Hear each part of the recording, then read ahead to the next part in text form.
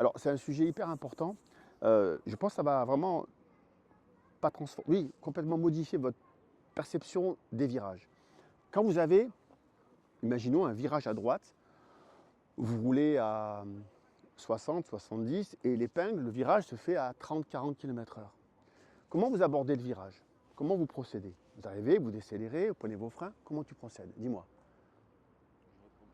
Tu rétrogrades en freinant, très bien.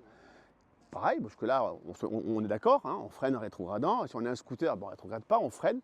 Et comment on rentre dans la courbe? Buste en avant, très bien. À quel moment vous allez lâcher vos freins? Avant de tourner. En sortant, donc tu prends le virage avec les freins? Tu m'as dit, je lâche, on dit lâcher les freins, c'est complètement lâcher les freins. Est-ce qu'on les lâche avant le virage? Combien tu dis? 10 mètres avant la courbe, on va lâcher les freins et on prend la courbe. Ouais, c'est ça. D'accord? Donc tu rentres dans la courbe avec tes freins. La piste est bonne. La piste est bonne. Pardon? Laurent, qu'est-ce que tu en penses? Qu'est-ce que tu ferais toi? Qu'est-ce que tu ferais? Moi, je freine un peu avant et après, je freine. Voilà, bah ça, il faut plus jamais faire comme ça.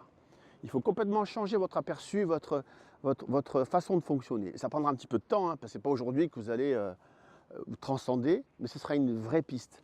En fait, là, l'exercice qu'on va faire, je vous ferai une démonstration, on va devoir accélérer, prendre ses freins, on va être en deuxième, on va rentrer avec ses freins dans la courbe, et ça va être un freinage dégressif. Donc plus je vais pencher, moins je vais freiner. Je vais ensuite lâcher mon frein et reprendre l'accélération. Alors là, c'est un petit peu plus compliqué, c'est que ce n'est pas vraiment un virage total, c'est un virage demi-tour. Donc on sera dans l'obligation de reprendre un peu l'embrayage pour relancer la moto. Donc freinage, frein avant, frein arrière. Alors on sait très bien, vous savez, le frein arrière, c'est ce qui assoit la moto. Je ne sais pas si vous saviez. C'est ça, moi je garde un petit peu de frein arrière. Ouais, en fait, tu peux garder tes deux freins. L'idée, c'est de dire, voilà, je rentre dans ma courbe, je freine plus tard, je coupe plus tard, je prends mes freins et je rentre dans ma courbe avec mes deux freins, l'avant et l'arrière.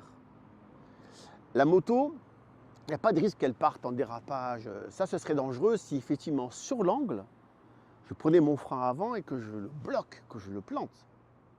Donc même là, ça va très loin, hein, parce que par exemple, je roule, j'ai une intersection en angle droit, eh bien, je vais arriver, je vais décélérer, freiner et rentrer avec mes freins dans l'intersection. Alors toujours deux doigts. On est en ville, même sur la route, hein, on a les motos modernes, elles freinent très très bien. Pourquoi on doit freiner quand on est un peu actif, quand on est un peu performant? Pourquoi on ne freine qu'avec deux doigts? Pourquoi? Parce que, ouais, mais deux doigts ou quatre doigts, tu peux doser encore mieux.